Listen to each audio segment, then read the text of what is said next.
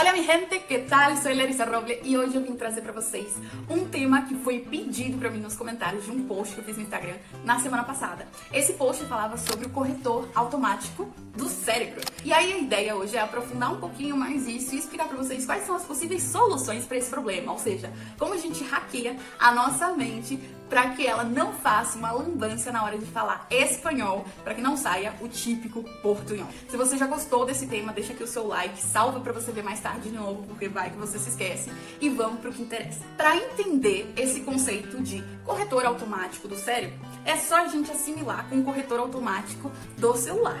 Quando a gente está escrevendo alguma coisa e de repente a gente coloca uma letrinha errada e o corretor automático do celular acaba corrigindo para agilizar a nossa comunicação online.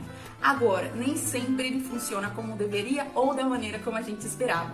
Às vezes o corretor automático acaba corrigindo palavras que não deveriam ser corrigidas, corrigindo da maneira equivocada ou até trocando nomes de coisas e provocando situações um pouco constrangedoras.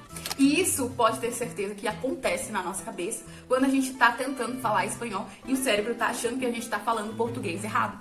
Então, como é que funciona isso? Lá na nossa infância, foi sendo criado o nosso mapa mental. É a projeção que a gente tem da nossa realidade. Dentro desse mapa mental existem diversos conceitos que estão organizados a partir das palavras que a gente aprendeu ao longo do nosso crescimento. E essas palavras serviam para a gente justamente poder interpretar o que eram cada coisa, ok? Então, por exemplo, essa aqui é uma maçaneta que tá aqui do meu lado.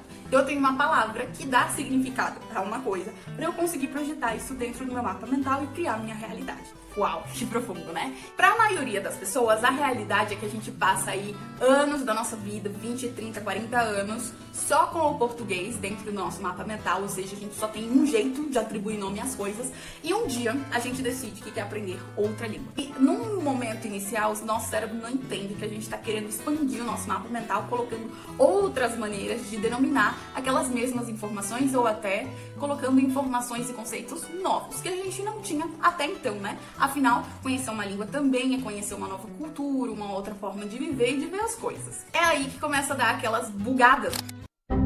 Quando a gente quer falar uma palavra que a gente já sabe como fala, e aí na hora acaba saindo outra. Quando a gente vai ler alguma coisa e tá escrito um negócio e a gente lê de outra forma, porque a gente tá com o português e o espanhol ali misturado dentro da nossa cabeça e a gente precisa separar eles, né? Cada um no seu quadrado. Esse dispositivo que eu chamo de corretor automático do nosso cérebro, que faz que a gente se confunda entre o português e o espanhol, também provoca aquelas confusões que a gente chama de ilusão de ótica. Quando a gente vê uma imagem que está estática e ela parece que está se mexendo, a gente vê uma cor e parece ser outra, ou quando a gente escuta algo e esse som é distorcido e entra no nosso cérebro parecendo ser algo que na verdade não é.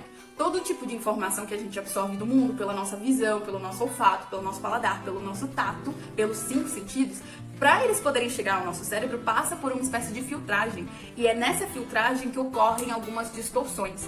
Então, o teu cérebro, ele tá tentando te ajudar, mas ele acaba te sabotando. O teu cérebro tá tentando te ajudar porque ele acha que você tá lendo porta, mas na verdade você tá lendo puerta. Ele não entendeu ainda que aquilo é outra forma de você dar nome para aquela mesma coisa.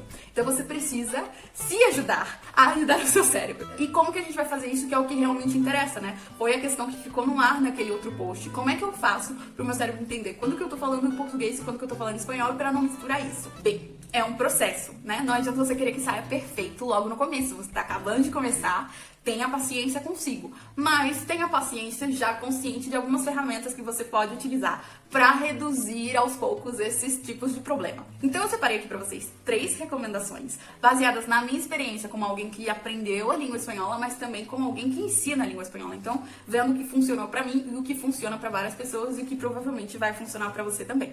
A primeira recomendação é muito simples. Foco nas diferenças. Não é porque sejam 2 línguas irmãs, que têm a mesma raiz, que vem do latim, que elas são a mesma língua. Elas são línguas diferentes e você precisa focar nas diferenças se você não quer fazer uma lambança dentro da sua cabeça. Procura os gêneros que são diferentes, porque existem palavras que trocam de gênero entre o português e o espanhol. Os sons diferentes, às vezes a mesma letra se diz de formas diferentes no português e no espanhol. Procura também os verbos que são diferentes. Você vai procurar tudo aquilo que não é igual entre o português e o espanhol. espanhol, os falsos cognatos, inclusive, para que você não se confunda e para que você não fique com essa mentalidade de que é só adicionar um ito e um ita e tá tudo certo. Você sabe que não é assim. Minha segunda recomendação é você criar um personagem ou, enfim, um alter ego que represente uma nova versão de você em espanhol. Como assim? Você finge que você é outra pessoa, que você tem um personagem que fala em seu nome quando você tá falando em espanhol. Então você adiciona uma entonação diferente, um sotaquezinho diferente na hora que você vai falar ali em espanhol, para o teu cérebro criar memórias auditivas diferentes para cada palavra que você tá falando em espanhol e em português, e para que o seu cérebro entenda quando é o momento que você tá falando em espanhol e quando é o momento que você tá falando em português. Por exemplo, uma coisa é eu falar oi, eu sou a Larissa, e outra coisa é eu te falar olá, me llamo Larissa. Eu coloco uma entonação diferente, além da pronúncia ser diferente, e o meu cérebro consegue separar melhor. Olha, agora ela falou uma frase em português, agora ela falou uma frase em espanhol, e não mistura a porra toda na minha cabeça, beleza? E a última recomendação é pra quem já tá no nível intermediário ou avançado, eu não recomendo pra quem tá começando agora, que é fazer algumas brincadeiras de troca de idioma rápidos. Então você pode, por exemplo, pegar alguns flashcards que tenham cores diferentes e que tenham imagens. Você pega, por exemplo, as cores você escolhe, mas pode ser amarelo e preto, por exemplo, e aí no amarelo você diz que é o espanhol e o preto é português. E aí tem um sofá em uma e tem, sei lá, uma beliche na outra. E aí aqui tem beliche, se tiver preto você vai falar beliche, se tiver amarela que é espanhol você vai falar liteira.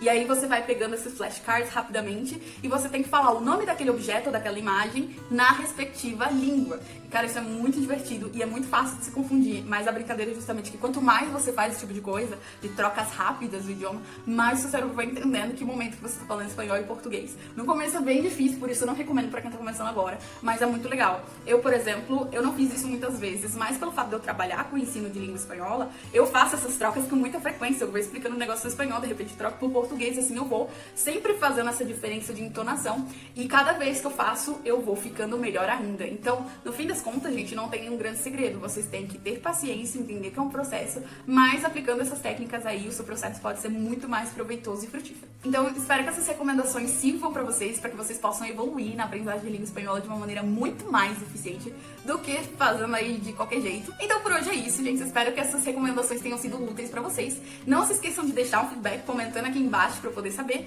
e compartilhar com alguém que possa estar interessado nesse conteúdo também. Besitos y hasta la próxima.